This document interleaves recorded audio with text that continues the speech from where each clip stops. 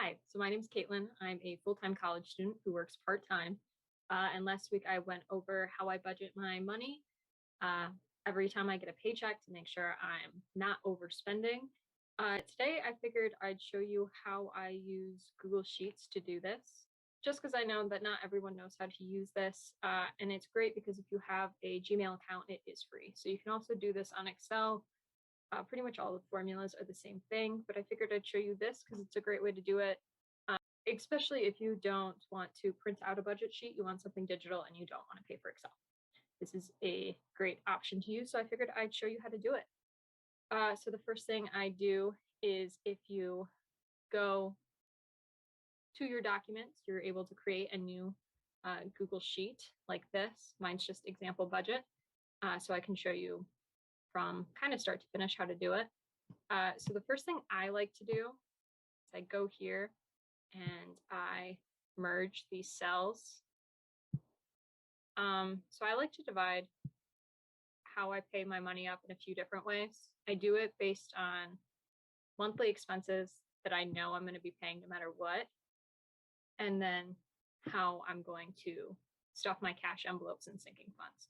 So this first sheet is pretty much money that I keep on in the bank for bills that I pay monthly or yearly. So it's really nice and easy. So for example, I have an apartment. So I'll just put like apartment here and then bold it. So I know like apartment is this category.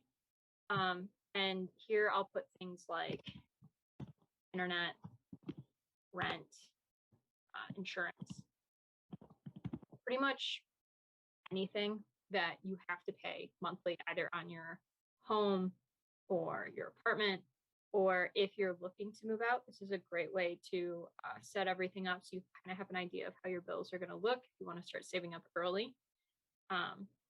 So this first row here, you just kind of put in the name of whatever the item is. And then in this row, you just type in how much it is. Don't put a money symbol because it won't do the formulas correctly that way. So for example, I just have these three items: internet, rent, and insurance. And then what you do down here is I like to put total, so I know what I'm looking at. Then what you click is you just do equal sum, and then it'll usually give you this option here that you can kind of click on. And if it doesn't, an easy way to do it is just typing in this. So sum in parentheses, your first Excel number, the double dot, and then the last one. So it'll add up here for you how much it costs. And then, for example, if you split these bills with roommates, it's nice and easy because what you can put here is like per person. You can just do equals that row, that total, divided by 2. So per person, you're paying like $3.40. I know that that's an unrealistic expectation, but it's just for example. Next, I like to do a row of wants / stuff that you still kind of need, but it's more wants. So we'll format this again, merge the cells. So it depends on, I sometimes will call it wants, I'll call it just whatever makes sense for you. And here you can put things like if you have a Netflix account or you're paying for Apple Music and downwards. So it's nice and easy. Also, too, something I forgot to mention, for these items over here, look at your past 3 months bills and see what they were, and then put a high end of that. So if your bills were like 110, 100, and 115 for something, I'd recommend putting like the 115, just so you have that wiggle room. Because if you overshoot it, the worst that happens, other than, you know, a larger part of your paycheck that's coming out for these, is just that you have extra money in that fund set aside just in case a bill is higher than you expect it to be. So I like to have that wiggle room there. And then for things over here, if any of these fluctuate as well, make sure to change them. Anyway, so wants. Netflix, Apple Music, maybe you have like a bark box for your dog or something. And then put in the totals here.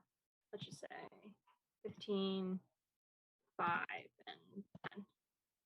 And then total this again, just like we did before. So it's equal to sum. So now you have the total of both these rows. So you have it, if you're like living alone, what your total is. And then another area that you can add that I don't currently have on my sheets, but I'll probably add soon, is a yearly subscriptions. So this is a great way to kind of have an idea of, thank you for the information, have an idea of maybe if you want to put money aside each month for how much you want to have there when the subscription comes through. Always the cats. You can put this here.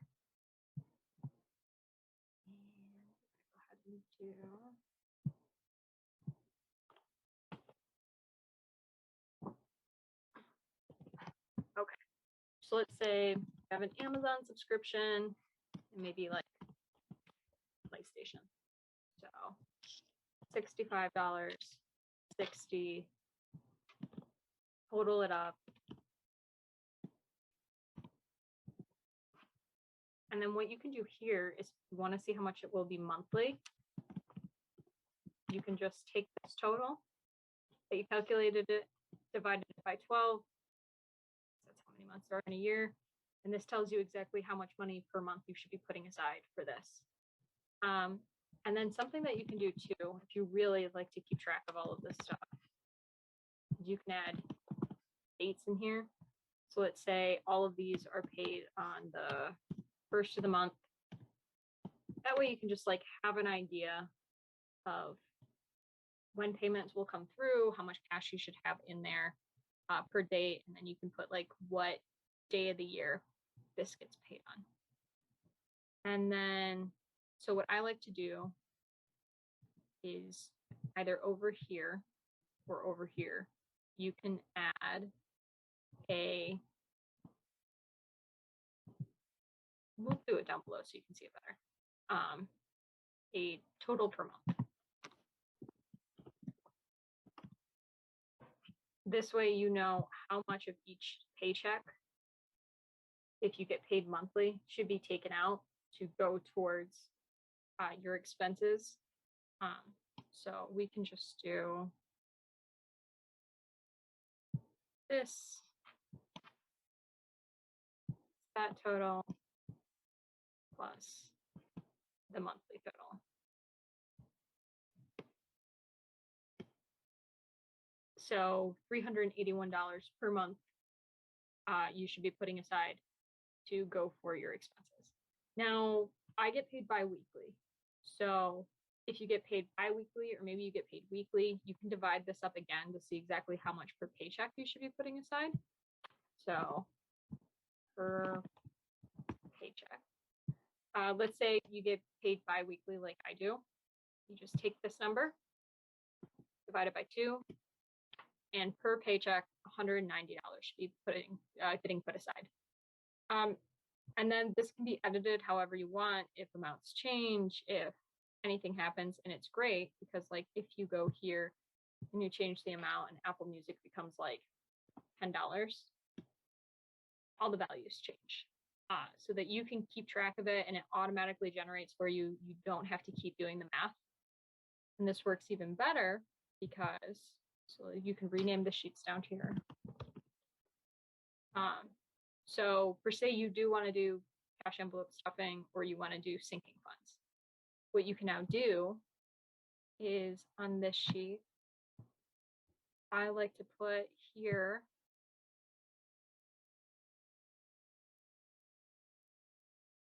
there we go. What date I get paid on. So let's say I get paid today, June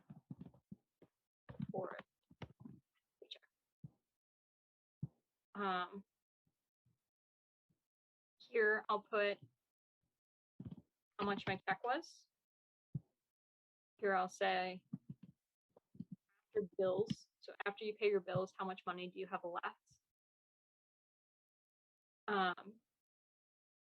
And then here you can do like cash envelopes. So if you like to do it, or how much money you want to spend on each thing. So merge these again.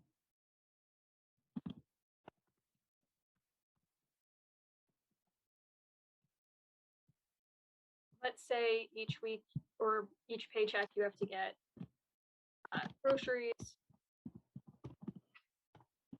gas, and you want some spending money.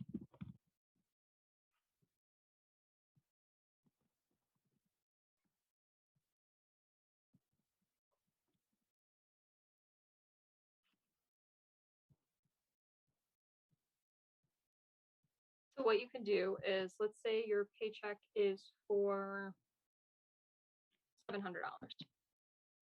After bills, all you have to do is you click enter this minus your per paycheck. Click enter again. And what you can do now from now on is you can just make a copy or duplicate this spreadsheet over and over again. And all you have to really change are these values. You don't have to change any of the formulas, and it'll automatically get updated for you. So again, it's not something extra you have to do each week. So let's say groceries, we're just going to do this. So this is equal to sum again of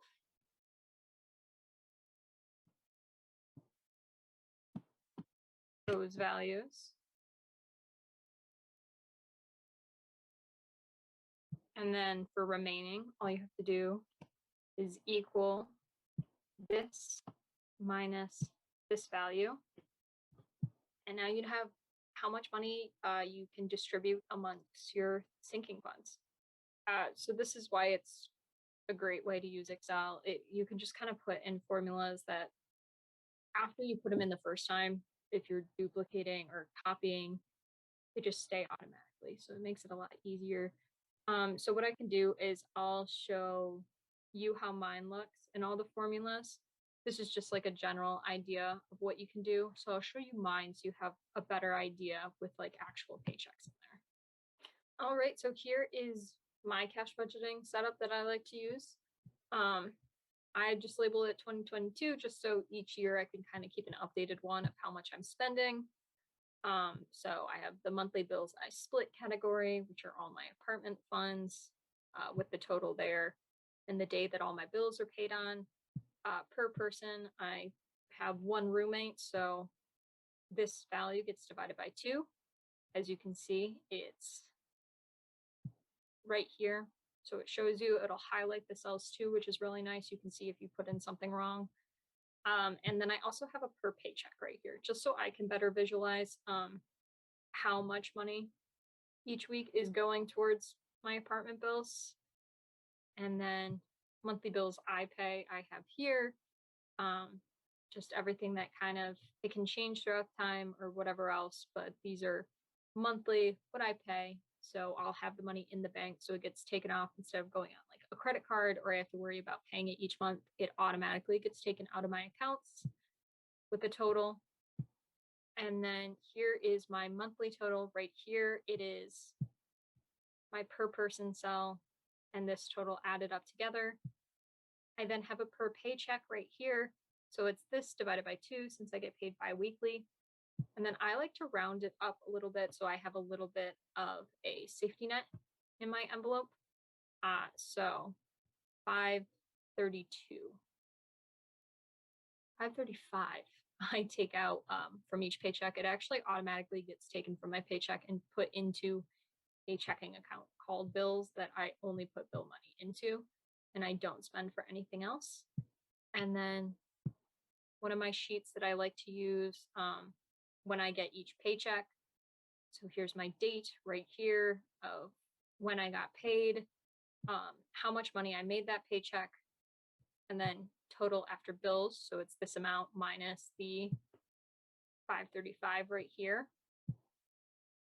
How much I put into my cash envelopes. Each paycheck is listed here. Again, it's all totaled right here together.